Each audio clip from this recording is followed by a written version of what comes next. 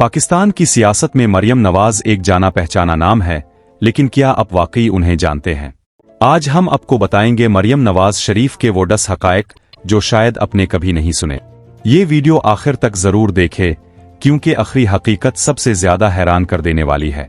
बहुत कम लोग जानते हैं कि मरियम नवाज का पूरा नाम मरियम सफदर है, क्योंकि उनकी शादी कैप्टन रिटायर्ड मोहम्मद सफदर से हुई। लेकिन सियासत में वो हमेशा अपने वालिद के नाम के साथ मरियम नवाज के नाम से पहचानी गईं। मरियम नवाज ने अपनी इब्तिदाई जिंदगी में सियासत से दूरी रखी, लेकिन 2012 में जब उनके वालिद नवाज शरीफ ने उन्हें पार्टी के कामों में शामिल किया, तब से उनकी जिंदगी हमेशा के लिए बदल गई। मरियम नवाज पाकिस्तान की पहली सियासतदान हैं जिन्होंने ट्विटर और फेसबुक को सियासी हथियार के तौर पर इस्तेमाल किया। 2014 के धरने के दौरान उन्होंने सोशल मीडिया पर ऐसी तूफानी मुहिम चलाई कि पूरी दुनिया ने नोट किया। आज उनके लाखों फॉलोवर्स हर बात को मिनटों में वायरल कर देते हैं। 2018 में इवनफील्ड केस में सजा के बाद मरियम नवाज को जेल जाना पड़ा, लेकिन हैरानकुन बात यह है कि जेल से निकलने के बाद वो मजीद ताकतवर होकर निकले। उनके हामियों की तादाद घुटने की बजाय और बढ़ गई। ये उनकी शख्सियत की सबसे बड़ी ताकत है। मरियम नवाज और नवाज शरीफ का रिश्ता सिर्फ बाप बेटी का नहीं, ये एक सियासी जोड़ी का रिश्ता भी है।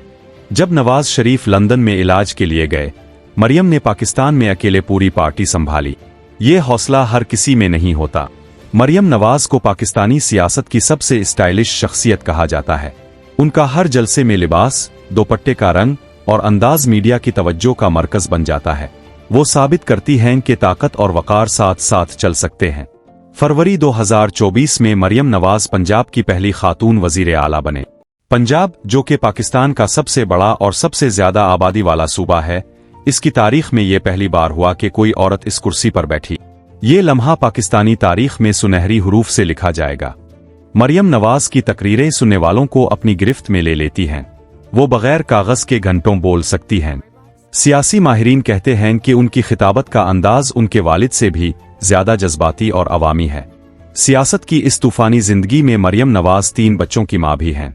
जलसे, अदालतें, जेल और हुकूमत, ये सब संभालते हुए वो अपनी जाती जिंदगी को भी चलाती हैं।